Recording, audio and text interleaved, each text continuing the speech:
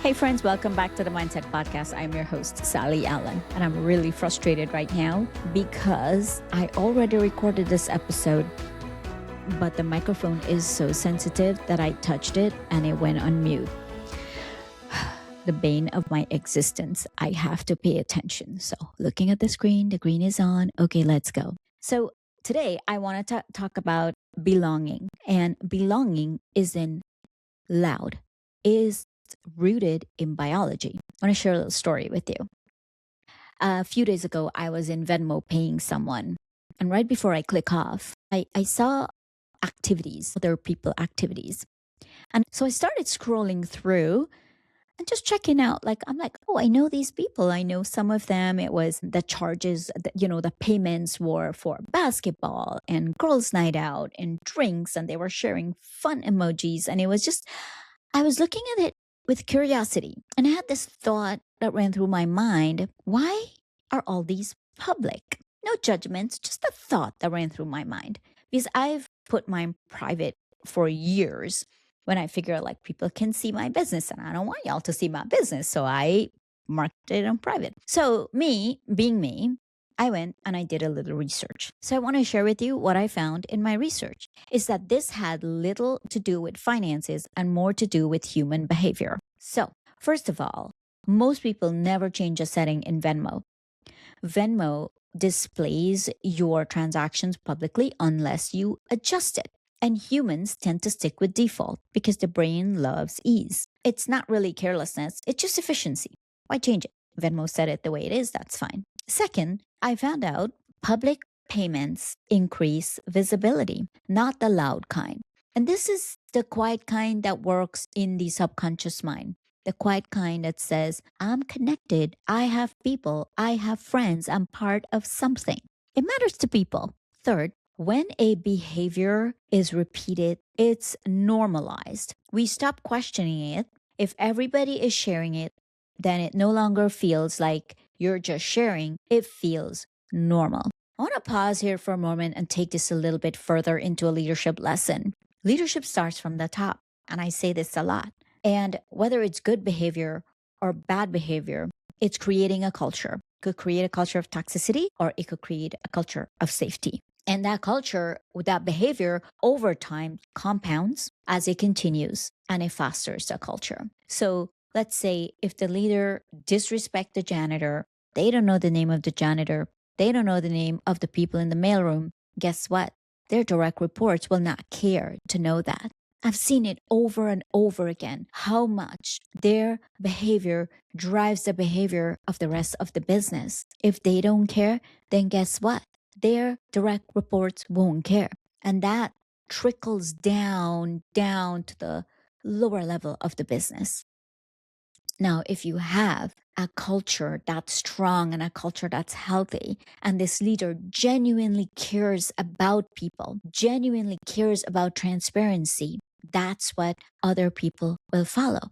Because people don't care about what you say, they don't do what you say, right? Even your kids, do they do what you say half of the times? No, they do what you do. They follow what you do. And so this right here is that it no longer feels like people are sharing their personal information. It's just normal. And underneath it all, it is something deeper.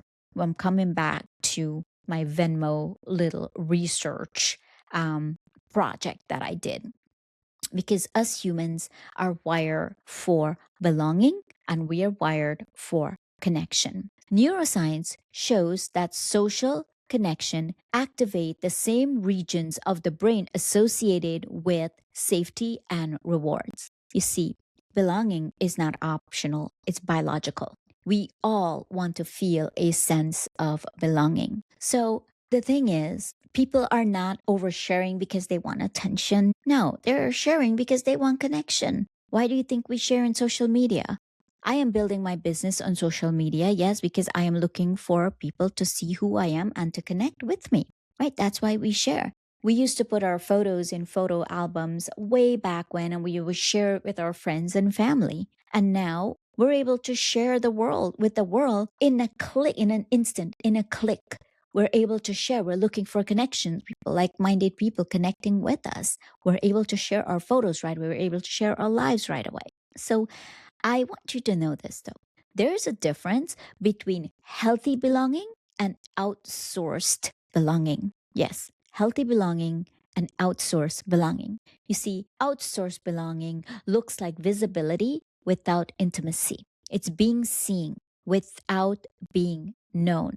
It is validation without depth. Human belonging starts internally, though. And what does that mean? It means it starts with belonging to yourself first. It starts with you loving yourself first, a feeling of groundedness without needing the reassurance of other people out there.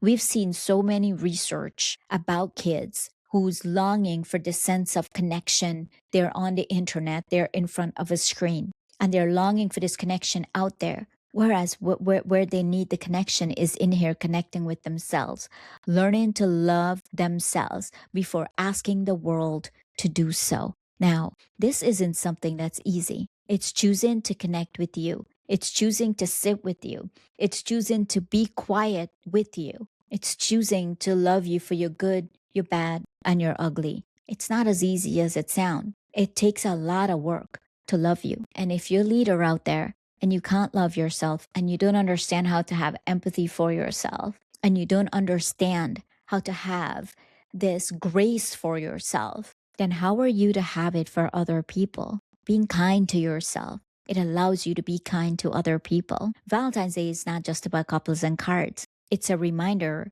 to check where we are sourcing our sense of belonging and making sure that source starts with you. You don't need to be visible to be valuable. You don't need public affirmation to feel connected. You don't need people to validate you. You already belong, starting with you. So anyways, this whole message, it started with my Venmo research and came down to self-love, understanding yourself and loving yourself.